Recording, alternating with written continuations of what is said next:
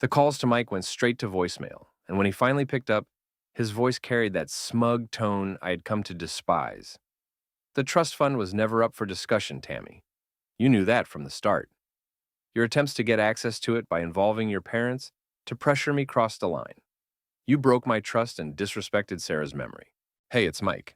I never imagined I'd be starting over at 45, but life has a way of surprising you. I'm Mike, and my story starts with my two wonderful kids, Jenny and Danny.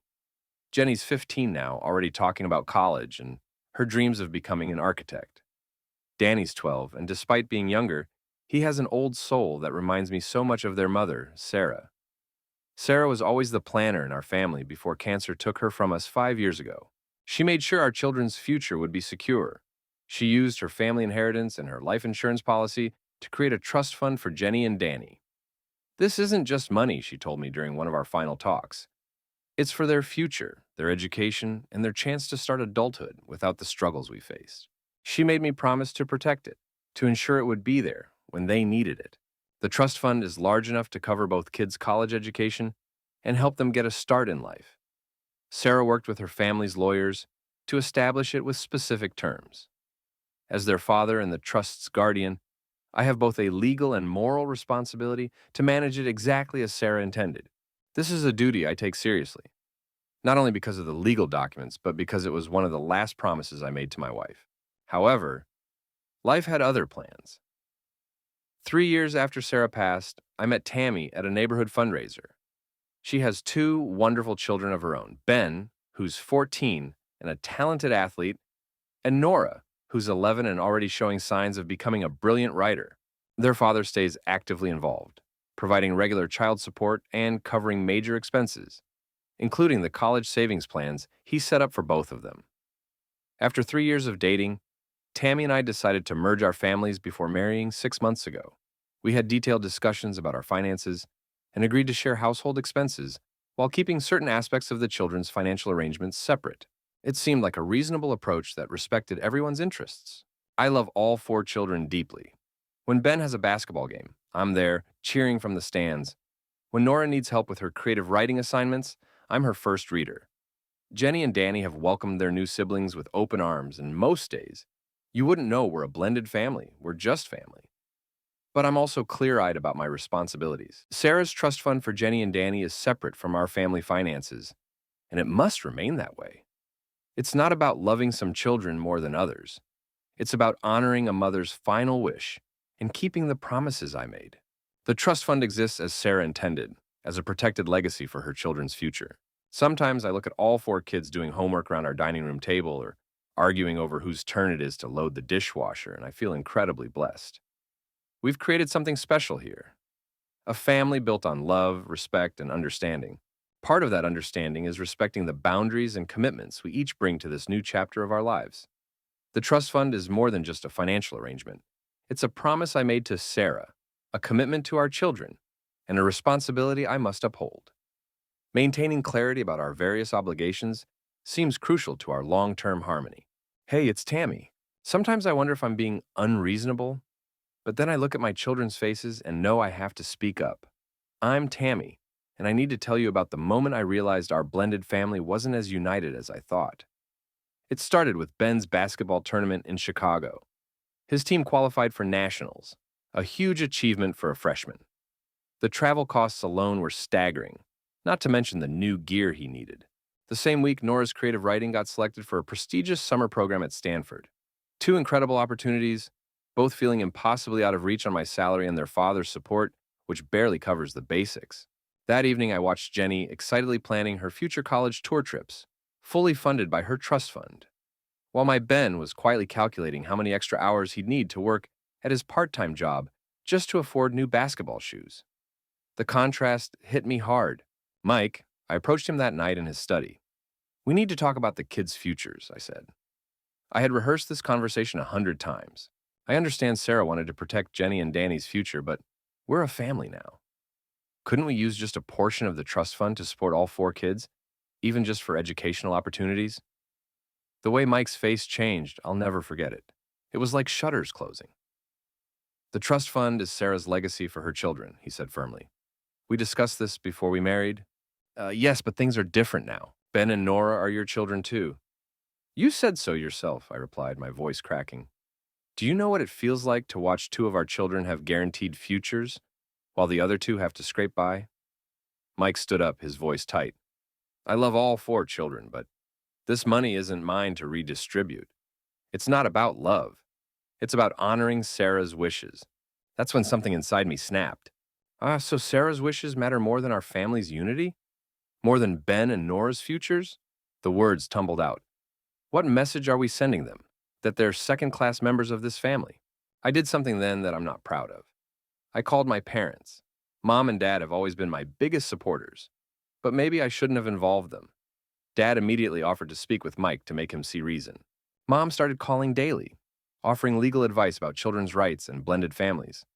The situation escalated quickly. My parents invited themselves over for dinner one Sunday, and Dad confronted Mike directly. A real father wouldn't play favorites with his children, he said. I should have stopped him, but part of me wanted Mike to feel the pressure I was feeling. Mike's response was cold. With all due respect, this isn't your business. The trust fund is legally binding, and my responsibility is to honor Sarah's wishes for her children. The following weeks were tense.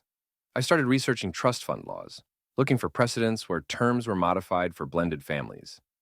I gathered statistics about college costs and educational inequality. I built what I thought was a solid case for sharing at least some of the resources. Every time I brought it up, Mike would grow more distant. You're not hearing me, he'd say. This isn't about what I want or don't want. The trust fund is legally protected. I'm its guardian, not its owner. But I couldn't let it go. I watched Ben hesitate to ask for new basketball equipment, while Jenny casually mentioned her upcoming SAT prep courses. I saw Nora decline writing competitions because of entry fees, while Danny enrolled in expensive acting camps without a second thought. The breaking point came during a family dinner when Nora innocently asked about college savings. I saw the flash of pain on Mike's face. He excused himself from the table, and later that night, he confronted me. You've turned this into a constant source of tension, he said. The kids are feeling it. Jenny asked me if she should give up her college fund. To be fair, is that what you want? To make them feel guilty about their mother's provision? I tried explaining one more time. I just want all our children to have the same opportunities. We could work with the lawyers and find a way to modify the trust. His response chilled me. The fact that you won't accept this boundary, that you involved your parents to pressure me, shows me you don't respect Sarah's memory or my role as guardian of her wishes. Looking back, I wonder if I pushed too hard, too fast. But watching two of our children have guaranteed opportunities while the other two face uncertainty, it tears me apart. How can we call ourselves a family when there's such a stark division in how we provide for our children's futures? Now the tension has spread throughout our home like a slow poison. The children walk on eggshells, careful not to mention anything related to money or future plans. Mike and I barely speak, except about household logistics. And my parents keep pushing me to stand my ground, while Mike becomes more and more resolved in his position. I never thought my fight for equality would threaten to tear our family apart. But here we are, and I don't see a way back. It's remarkable how clarity often comes in quiet moments. For me, it happened while watching Jenny give away her violin to Nora. My 15-year-old daughter was trying to solve adult problems. She sacrificed things she cherished. And that's when I realized how deeply our family's crisis had impacted all the children. Danny had stopped inviting friends over, telling me privately that it felt strange to have nice things when Ben and Nora didn't. These kids were carrying burdens that should never have been theirs to bear. Sarah created the trust fund to protect them, not to make them feel guilty about their security. I arranged a meeting with James Morton, Sarah's family's longtime attorney. His office, unchanged for 20 years, looked the same. Leather chairs, diplomas on the wall, and a steady presence behind his mahogany desk. I needed his clear perspective more than ever. Mike, he said, reviewing the trust documents, the terms are unchangeable. Sarah was very specific about the beneficiaries being Jenny and Danny only. Any attempt to change the trust would not only go against her clear wishes, but could also trigger clauses that would remove you as the trustee and transfer control to Sarah's sister. He leaned forward, his expression serious. Furthermore, you could be held legally accountable for breaching your fiduciary duty.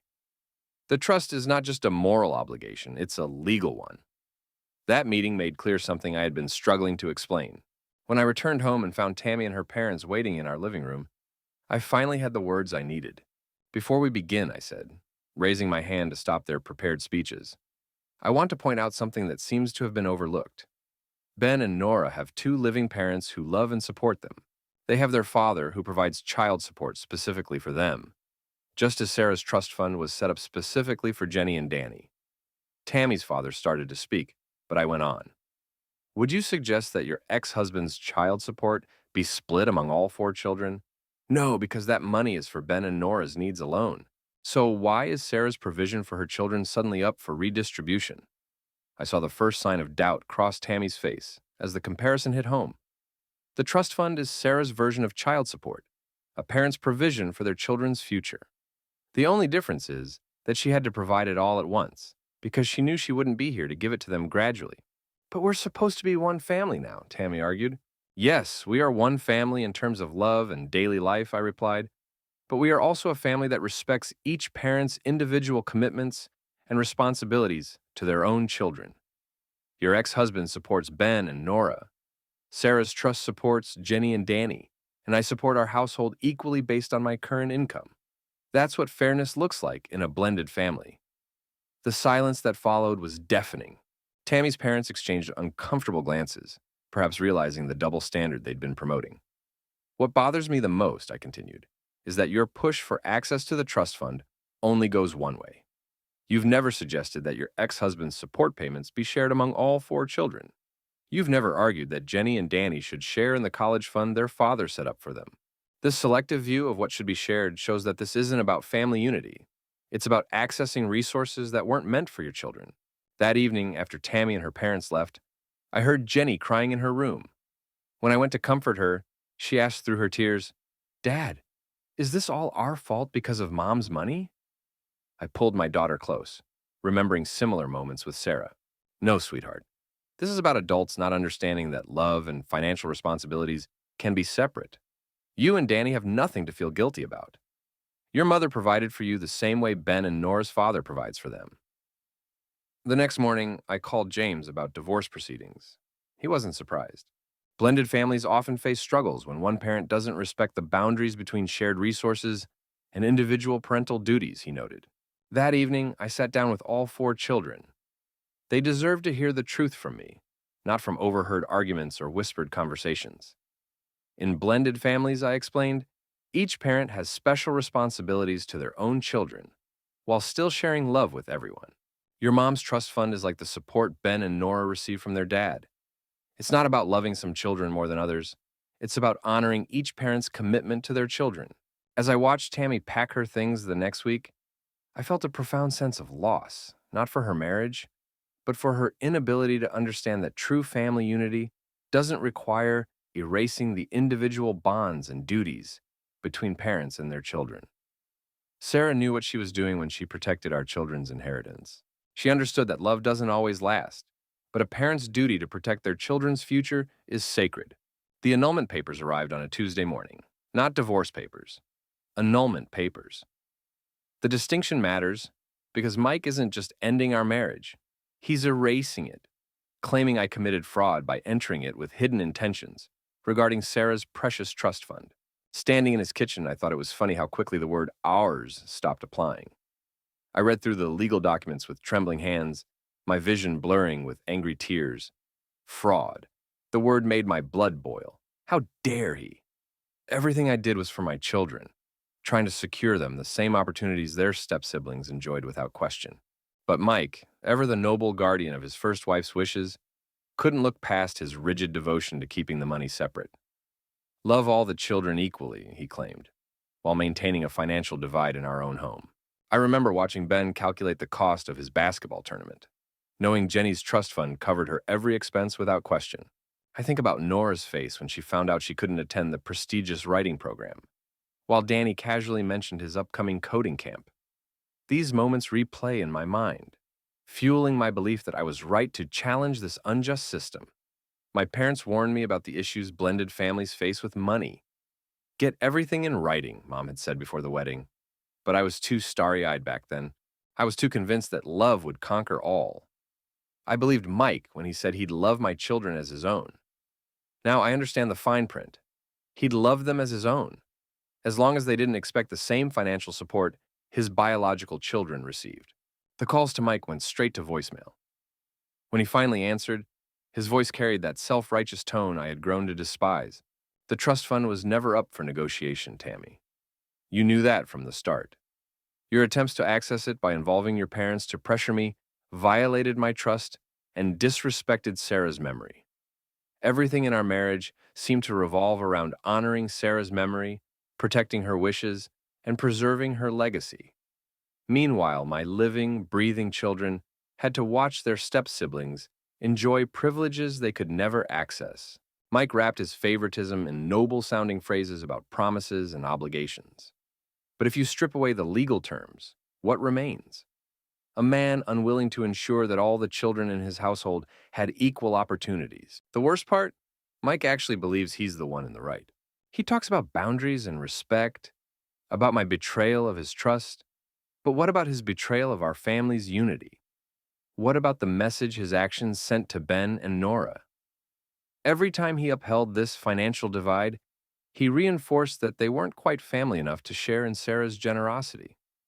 My lawyer explained the legal reality. The trust fund is ironclad, established before our marriage with clear beneficiaries. But this was never about legal technicalities. It was about principle, fighting for my children's futures. Mike could have found a way if he wanted to. Trusts can be modified. Terms can be adjusted. He chose not to even try, hiding behind legal documents instead of confronting the inequality he was perpetuating. The kids' reactions hurt deeply. Jenny and Danny withdrew into silence, probably coached by their father about the greedy stepmother who tried to steal their inheritance. Ben and Nora vacillated between anger and grief, missing not just their stepfather, but the family unit we built. They don't understand yet that I fought this battle for them, that sometimes a mother has to challenge unfair systems, even when it costs her everything. Looking back, I see now that our marriage was doomed the moment I questioned the sacred trust fund. Mike could tolerate me as his wife as long as I stayed in my lane, accepting the financial disparity between our children as some divine arrangement that couldn't be questioned. The moment I challenged the status quo, I became the enemy. Let him paint me as the villain in his story. Let him hide behind Sarah's wishes and legal documents. I know in my heart I fought the right fight. One day, my children will understand that their mother stood up against an unfair system, that I refused to accept their secondary status in what was supposed to be a united family. Some principles are worth fighting for, even if you lose everything in the process. The principle that all children in a family deserve equal opportunities, that's a hill I'm willing to die on.